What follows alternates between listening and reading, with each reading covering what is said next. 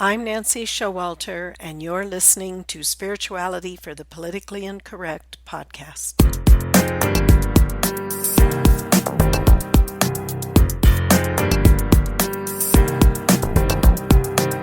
Welcome, all radical paradigm shifters and creative change makers. You who dare to create a better life and a better world. Tap into the power that resides within you and use that power for constructive change.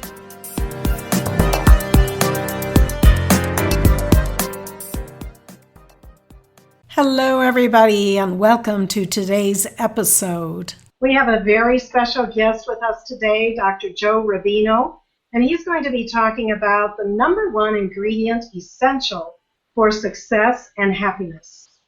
Dr. Joe Rubino is the CEO of the Center for Personal Reinvention.com. He's acknowledged as one of the world's foremost experts on the topic of elevating self-esteem. He is a life-changing personal development and success coach on how to restore self-esteem, achieve business success, maximize joy and fulfillment in life, and productivity. He's known for his groundbreaking work in personal and leadership development, building effective teams, enhancing listening and communication skills, life and business coaching, and optimal life planning. His 12 best-selling books and audio programs are available in 23 languages and in 58 countries. Dr. Joe, welcome to you today. We are so happy you're here with us. Thank you so much, Nancy. It's my privilege. Well, let's just get right started so you can share your wisdom with all of our listeners.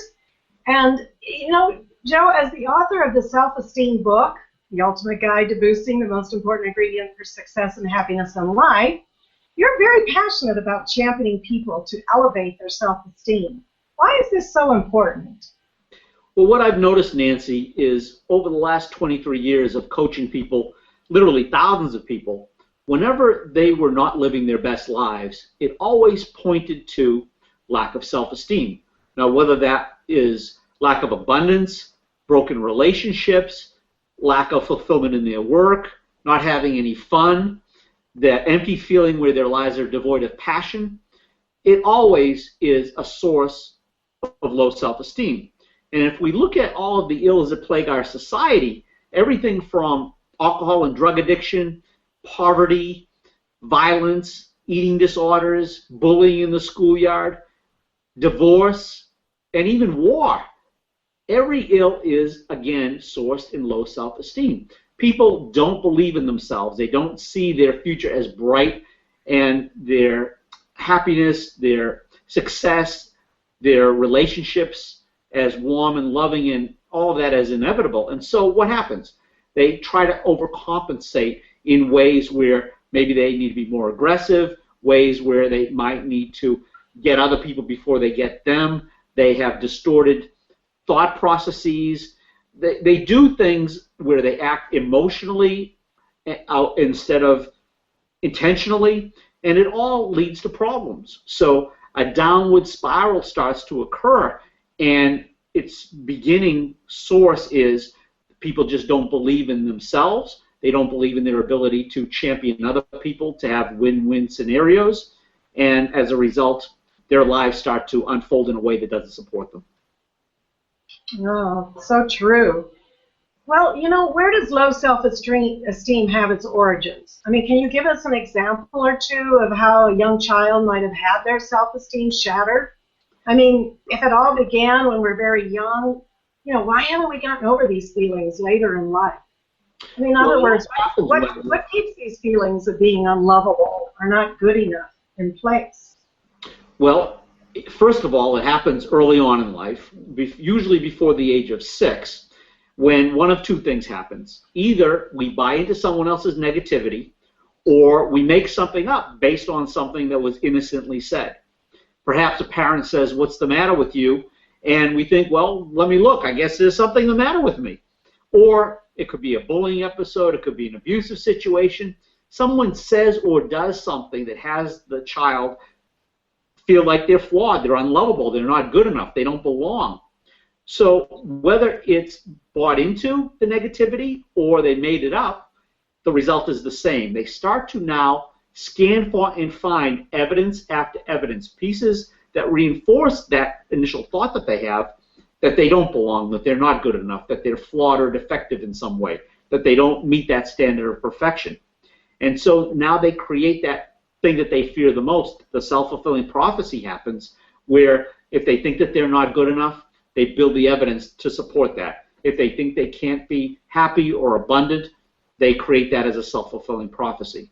And they now, over the course of years, decades, their entire lifetime, they're absolutely convinced that that's just the way they are, that's just the way other people are, and that's just the way the world is. So what happens is they reach a point where resignation starts to set in, where they think that there's nothing they can do about it because they've created a reality in their lives that says, this is just how I am, this is how other people are, this is how the world is, and there's nothing I can do about it.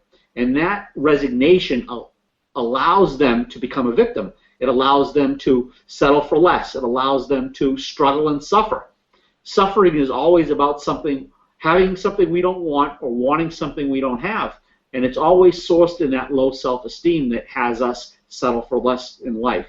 So although it starts early on in life, the reason why it continues is because what we do is we continually reinforce these thoughts about how we're defective, not good enough, incapable of having it all. And the evidence that we constantly create, we've created it this morning in an argument with our spouse. We created it yesterday in a problem that we encountered with our friend. We created it in our businesses daily. So we don't get over them because we're constantly creating new evidence that reinforces our worst fear. Our fear that we're not good enough, our fear that we can't have an abundant life, our fear that our relationships need to be strained, our fear that our work is always going to be less than fulfilling. Whatever factors we've created in our life that have us stuck in suffering and struggling, these are the things that we constantly reinforce through the lack of self-esteem. Yeah, you know, I understand and I really agree with you, and especially when you talk about children, sometimes the very slightest thing that an adult can say to a child, maybe they don't even remember it years later. I know that's the case with, you know, adults and own parents and such that had such an impact on the child. So it's quite amazing what we can absorb as a sensitive child. So tell me a little bit about we humans who are so bent on perfection and how this can keep us stuck. How do we escape from these feelings of being unworthy in some way?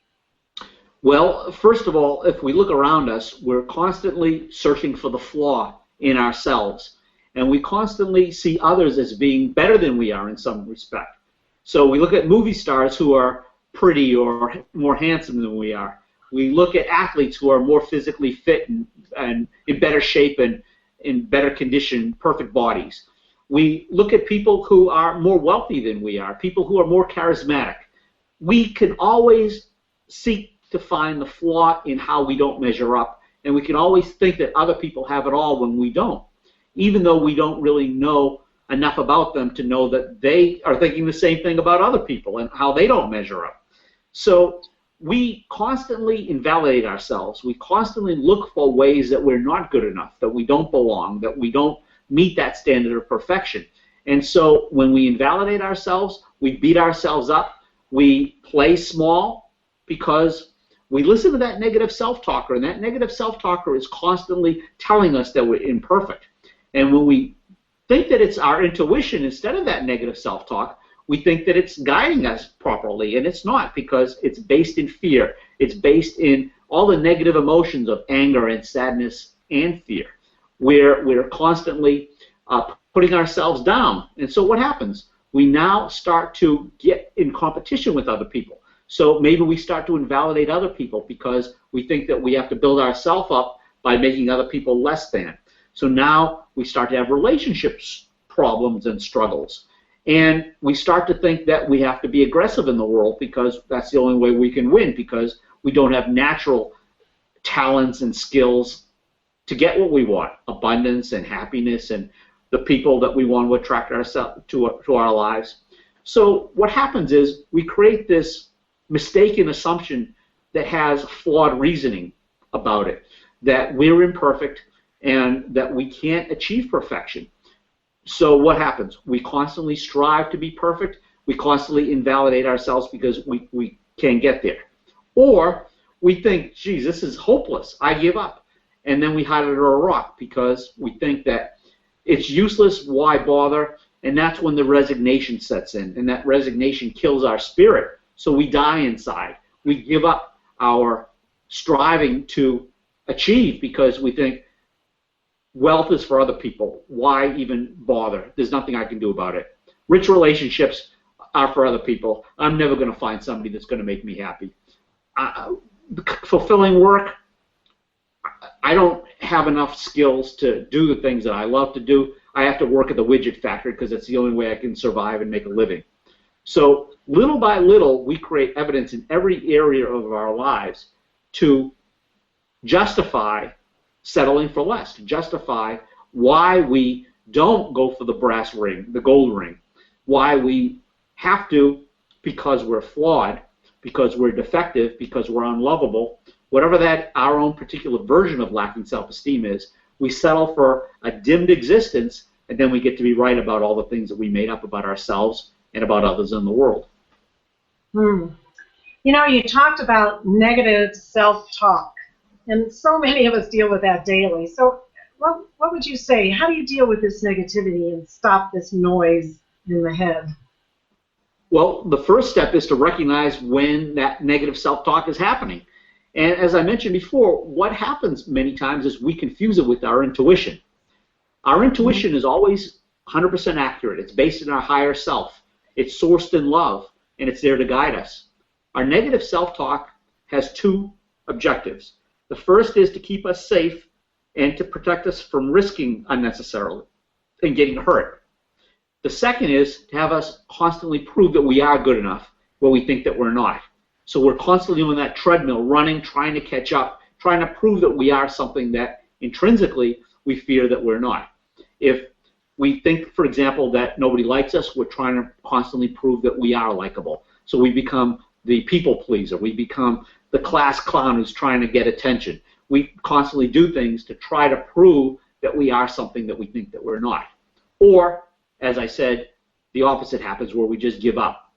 Now, what do? We have to recognize when that negative self-talk is happening. I like to picture that negative self-talk as a little gremlin on our shoulder as opposed to our internal guidance of our intuition. That gremlin is there, as I said, to protect us or to have us do better. Once we hear that negative self-talk, what do? We recognize it for what it is, negative self-talk. We halt it in its tracks. Thank you for sharing. Now shut up and take a hike. And we now replace it with an affirmation that is 180 degrees in contrast, opposite of whatever it is the negative self-talk is guiding us. I'll give you an example. We're invited to a party, and what happens? The negative self-talker says, you don't want to go to that party. Remember the last time you went to a party? You sat behind the plant the whole time. Nobody wanted to talk to you. You're boring. You have nothing to share with the world. So what happens? Okay, I'm not going to that party because I don't want to be in pain again, right? So what do? That's your negative self-talker. It's not sourced in love and intuition. It's based in fear. We recognize it. Shut up, take a hike. Replace it with an affirmation that says, you know what? I am a good friend. I have plenty to contribute. I could make someone's day at that party. Now we take action based on that affirmation. We go to the party. We find someone who's shyer than we are.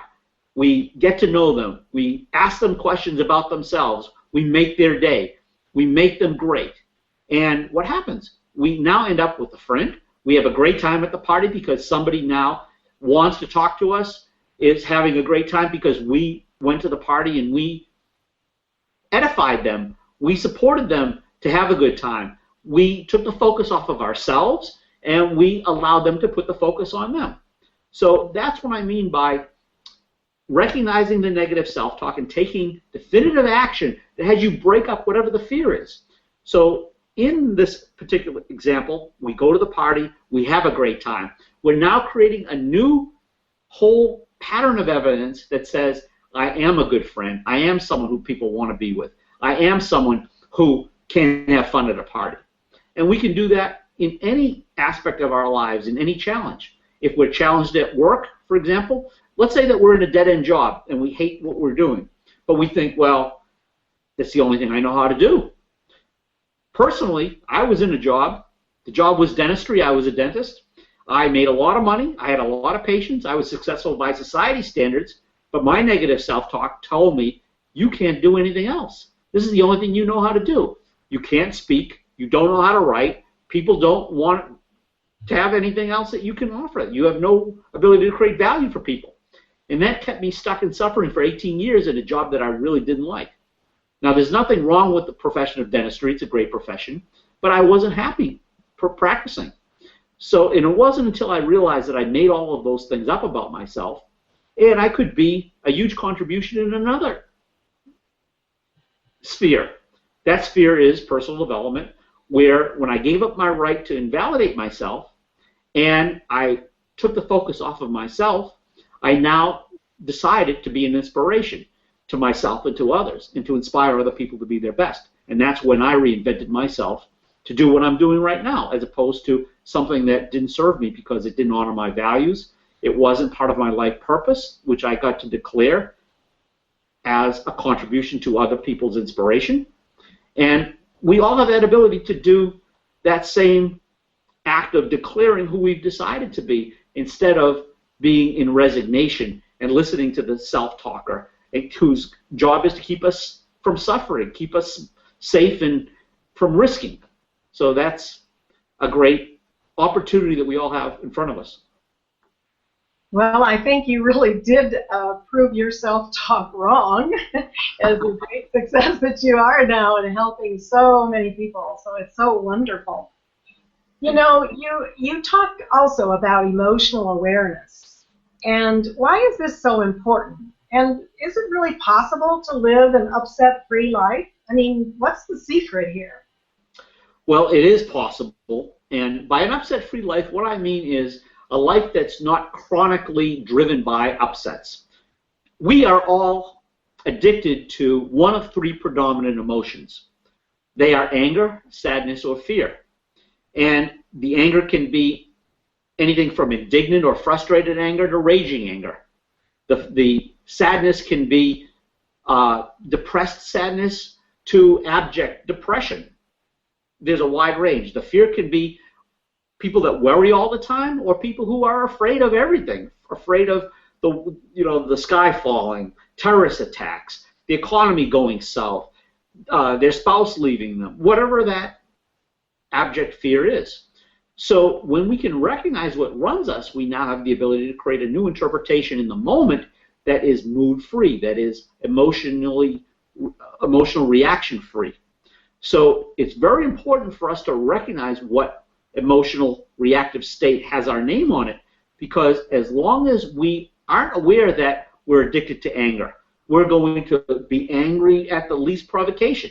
If we don't know that we're addicted to sadness, we're going to be prone to depression. 200 million plus people daily are addicted to sadness. These are people who are clinically depressed. It changes brain chemistry. It's so powerful, this addiction. 22% of women and 16% of men are addicted to fear. These are people who worry about things all the time, and it doesn't matter what there is to worry about, they will find something to worry about. So when we're addicted to one of these reactive emotional states of anger or sadness or fear, it runs our lives. We create interpretations moment by moment that give us our mood, and we attract people and situations into our lives that allow us to get our fix, to be angry, or to be sad, or to be afraid. So when we can recognize what runs us, we now can give up our right in the moment to be angry or sad or afraid, whatever that emotional reaction is, and we can create a new interpretation that is mood-free. We can actually, in the moment of an upset, determine what are the facts, and what did we make up about those facts that had us be angry or sad or afraid. And how can we create a new interpretation that is mood-free? So let me go back to the example of someone asking me to go to a party. Now, if my negative self-talk is telling me that parties are dangerous, you're going to make a fool of yourself, you're going to have a rotten time, it's probably going to make me afraid to go to the party. So what do? I create a new interpretation in the moment, giving up my right to be afraid in this case. And I create a new interpretation that I'm going to have a great time. There's no fear involved. I am committed to making somebody else's day better than I found them. So I'm going to go to the party. I'm going to create that new self-fulfilling prophecy. What happened? I separated out the facts. The facts are someone invited me to a party. What happened was I made up that I'm going to make a fool of myself if I go to the party. I'm going to manage that interpretation in the moment. I'm going to create a new interpretation that empowers me, that supports me to go to the party and have a great time. So when we can recognize what our addiction is, the red flag is the emotional reactive state of anger or sadness or fear. When we can recognize how we're driven in the moment to react, we can now put it on hold. Okay, hold on a minute, and ask ourselves this question. Am I willing to give up my right to be angry or sad or afraid? Whatever runs you. So let me give you my own example. My reactive, emotional, always present state is indignant anger. It began when I was 5 years old playing at the schoolyard. Some teenagers came by, decided to have a little game of football using me as their football. So they tossed me around. I hit my head on the concrete, went home crying. I made up that I was small and insignificant, people were mean and cruel, and the world was a dangerous place. And it made me indignantly angry. How dare you was my catch-all phrase. So someone smoking, how dare you smoke in a restaurant? Don't you know that smoking causes cancer? How dare you cut me off in traffic? How dare you not call me back? It didn't matter what someone did. My addiction was to indignant anger. So I would create an interpretation that allowed me to be indignantly angry. So how do I release that? I recognize whenever I'm indignantly angry. There it is again. Are you willing to release it? Yes. Once you release it, now you create an interpretation in the moment that has no anger associated with it. So let me give you an example. The other day I was speaking to the bank for my dad. My dad is elderly. He's in assisted living. He can't do his own banking any longer. So I was trying to resolve a challenge that his bank needed information. So I'm on the phone with the bank. The bank is not allowing me to handle his affairs because I'm not him. I explained the situation that he's elderly, he has dementia, he can't handle his own affairs. They tell me that he needs to come into the bank to authorize me to handle his affairs. Well, he's also in a wheelchair. He's not able to leave his assisted living. So now I'm getting angry. I'm getting, how dare you? You know, you're making this difficult for me. And then I recognize, okay, there's my always present indignant anger mood, right? Am I willing to give up my right to be indignantly angry? Yes. Okay, so I release the emotion. Okay, can I create a new interpretation here that keeps me in relationship with the person? Yes. This person is trying to protect my dad's assets from someone who is an imposter trying to steal his assets. So she's actually trying to do me a favor. So, great. Can I act out of gratitude with this? Yes. So, how can I handle the situation? So, long story short, I went to the bank. I got the card. I had my dad fill out the card and sign it. We got it notarized. Now I can handle his affairs seamlessly, no problem. But where I was going was totally ineffective. I was getting angry at the teller. I was really losing my cool. Ineffective, totally ineffective. Once I realized what was driving me, now I could be nice to the person. Now I could thank them for helping me. What happened? They now wanted to help me instead of resisting because I was resisting them. So when we recognize what runs us and we manage it in the moment and we're willing to give up our right to be angry or sad or afraid, because sometimes it's too juicy. You know, when we're angry, we're forceful. We get to make other people wrong. We get to dominate them. They don't get to control us, so we keep it in place. When we're sad, we get to play the victim role. I was depressed. It wasn't my fault. We get to have a little pity party. When we're fearful, same thing. We are a victim. I was afraid. It wasn't my fault. We give up our right to be responsible for moving life forward. So yes, it is possible to live an upset-free life, and what it takes is managing our addictive state moment by moment, creating new interpretations in the moment that empower us rather than those that give us our mood and shut us down. Wow, what a beautiful example. Thank you so much. And it's such a practical thing that everyone can implement in their life right away. It's awesome. Thank you very much for that. You're welcome. You know, you also speak about 2 keys to healing our past and raising self-esteem of being empathy and forgiveness. And why are these so important? Well, empathy is about putting ourselves in the other person's world. It allows us to ask ourselves, what is it like in Nancy's world for her to say what she just said to me? Or why would John do such a thing? So when we have empathy, we now realize that people do the best they know how to do based on how they see the world. And we can become 10 feet tall and bulletproof because we realize that people are actually doing the best they know how to do based upon the pictures of how they see the world. So when we have empathy, we give up our right to be offended. We give up our right to be invalidated. We realize that it's not about us. The upset is about the other person. So we can be personally charismatic and powerful in that moment. We also can heal and complete our past when we have empathy because we're no longer operating out of mistaken assumptions or interpretations that we created that diminish our self-esteem and keep us in that drama cycle of constantly opposing people and being in arguments with them and not having peace in our lives. When we are forgiving, we forgive ourselves first because we make mistakes, we have self-compassion, and now we can have the capacity then to go and forgive others for making mistakes. So again, it's about completion. As long as we haven't forgiven ourselves or others, we keep the upsets foremost in our lives. We constantly relive them, and there's no peace.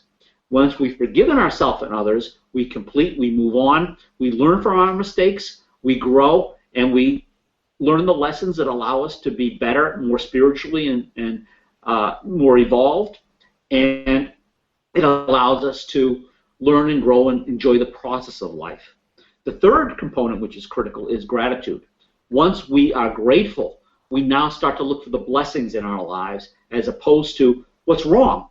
And the law of attraction says we make large the things that we focus upon. So if we're constantly manifesting more gratitude, we're making more blessings show up in our life. We're creating more of the things that we want. So these 3 qualities of empathy and forgiveness and gratitude are essential for not only healing and completing our past, but for allowing us to enjoy the process of life and to move on and to learn the lessons necessary for us to now declare who we are and move on to creating a future in choice. Because as long as we are not empathetic, we don't want to realize why people do what they do, so we take things personally. As long as we haven't forgiven others, we're constantly creating more of that negative energy in all of our relationships because we are looking for vengeance instead of forgiveness, typically. And as long as we are ungrateful, we're constantly looking at what's wrong, what are all the pains in our lives, instead of what are the blessings that we can make larger in our lives and how can we give those blessings to others. So those 3 are really key. Great, thank you so much. You know, you're talking about, you just mentioned moving beyond the past and you know, by assessing our present state of affairs before designing that future in choice. So maybe you can share with us, where do you start with this process? Well, you start with the 3-step self-esteem healing process. The first, as I mentioned, is healing and completing your past. Once your past is complete, you're no longer operating out of all the things you made up or bought into from the time you were a little child all up until the present day. You have healed and completed. You're no longer making things up on a daily basis with your coworkers, with your spouse, with your friends in the world that don't support you. You've healed. You're no longer operating out of the mistaken assumptions that have you repeat the same lessons over and over again, which is critical. Once you've done that, you now can move on to the second part of the self-esteem system that I've created, which is assessing what's so in your present. You can look at what are your most important values. Are these values being honored in your life? You know, values form the fabric of who we are at our core. When the threads of that fabric are pulled, when our values are being dishonored, we shut down in our communication, we become angry, we become depressed. Life doesn't work for us. So our values demand to be honored. And if we don't know what our most important values are, we can't possibly honor them because we don't know why life isn't working. When I was not happy as a dentist, I didn't know which values are being dishonored until I realized that creativity is a value of mine. I wasn't being fully creative as a dentist. Inspiration is a value of mine. I wasn't inspiring anyone, including myself. Love and belonging and contribution are values of mine. And I was not fully contributing those gifts to the world because I was feeling sorry for myself in a profession and in a life that wasn't providing me with satisfaction. So it's important to honor your values. It's important to discover what your gifts are so that your gifts are not only being developed and shared with others, but being constantly expanded into the world. We all have gifts. Most of us don't realize what they are, and they're not fully developed. They're not shared with others. We don't know that we have the ability to live in choice. We can live a life purpose that we declare. Most people are not living their life purpose. They haven't declared what that is. They're living the default. They're doing the best they can every day, trying to put up with problems that the world gives them. They're not living proactively. So when we live a life purpose, we have a vision for our lives that empowers us. We now can live a life in choice that operates out of a declaration that says these are the qualities that I want to be known for. We can set goals that align with that life purpose and our vision and allow us to share our gifts with the world. We can take actions now that allow us to support the goals to be manifest. So every piece is interlocked with another piece.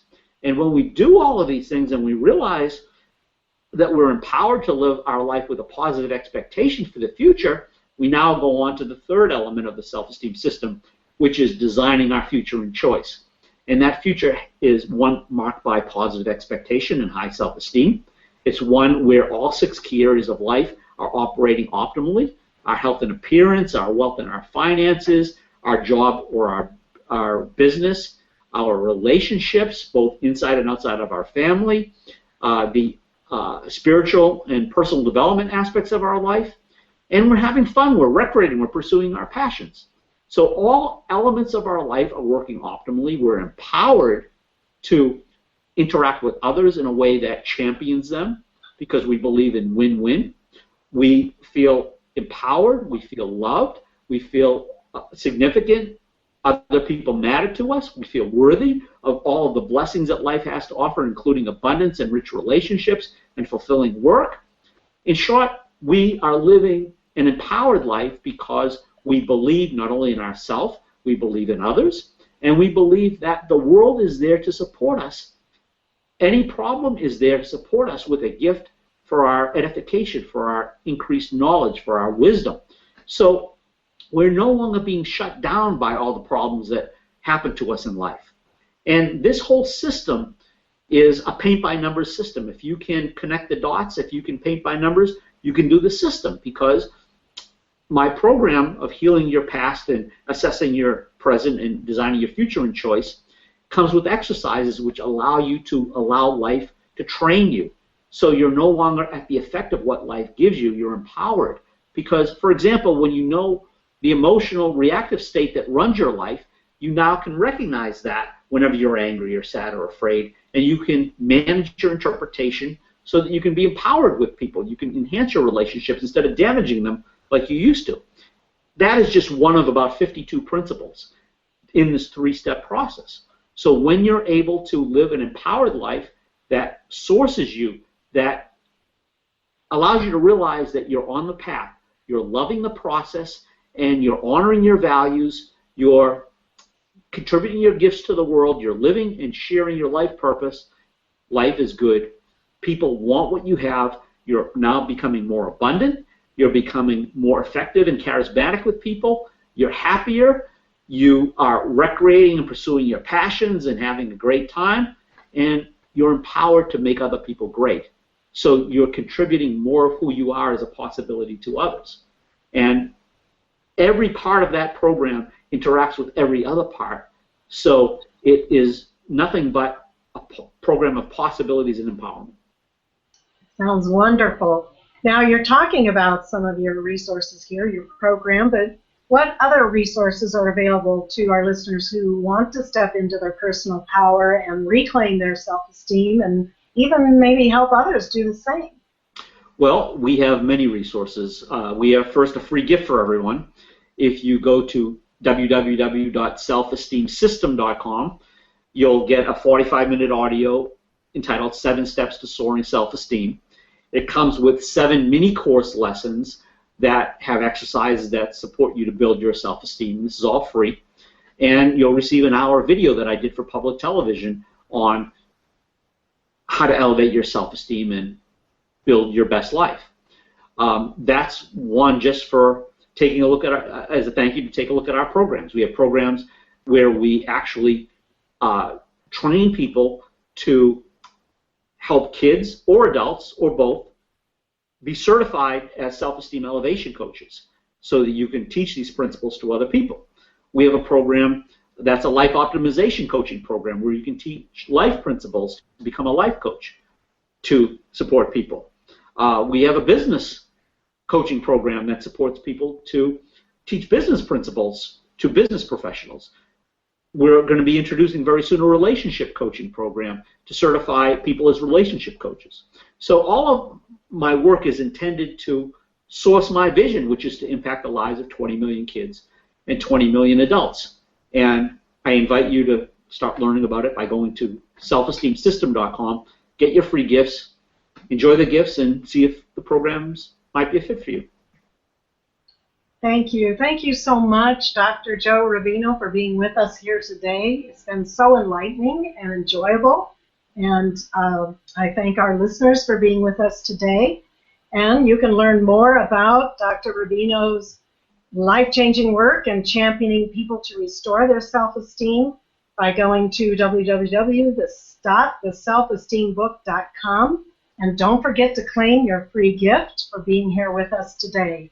So thank you, everybody, and we will see you next time.